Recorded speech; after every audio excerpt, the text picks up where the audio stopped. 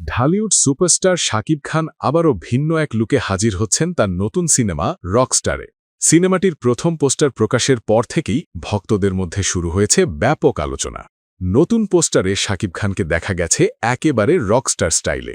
তার 2 হাত ও পায়ে রয়েছে একাধিক ট্যাটু, চুলে ড্রেডলক হেয়ারস্টাইল, গলায় কালো নেকলেস এবং চোখে কালো সানগ্লাস, সব মিলিয়ে একেবারে নতুন এক ইমেজে হাজির হয়েছেন তিনি। পোস্টারটি সামাজিক মাধ্যমে শেয়ার করে দর্শকদের উদ্দেশ্যে একটি আবেগঘন বার্তাও দিয়েছেন শাকিব খান। তিনি লিখেছেন, আমার প্রিয় দর্শকদের জন্য এটি আমার পক্ষ থেকে একটি জন্মদিনের উপহার।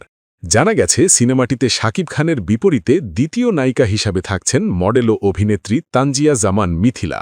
এছাড়া মূল নায়িকা হিসাবে অভিনয় করার কথা শোনা যাচ্ছে জনপ্রিয় অভিনেত্রী সাবিলা নূরের। সিনেমাটির চিত্রনাট্য লিখেছেন আয়মান আসিফ স্বাধীন। এর আগে তিনি বনলতা এক্সপ্রেস, উৎসব, কাইজার এবং মাইনকার চিপায়ের মতো আলোচিত কাজের সঙ্গে যুক্ত ছিলেন। সিনেমাটি প্রযোজনা করছে সান কমিউনিকেশন।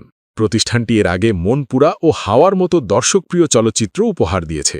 গত কয়েক বছরে শাকিব খানের কাজের ধরন এবং পর্দা উপস্থিতিতে যে বড় পরিবর্তন এসেছে তার ছাপ দেখা গেছে তার সাম্প্রতিক cinema Prince once upon A time in ঢাকাতেও। যদিও সিনেমাটি নিয়ে দর্শকদের প্রতিক্রিয়া ছিল মিশ্র, তবে রকস্টারের এই নতুন লুক ইতোমধ্যেই শাকিব ভক্তদের মনে নতুন আশার সঞ্চার করেছে।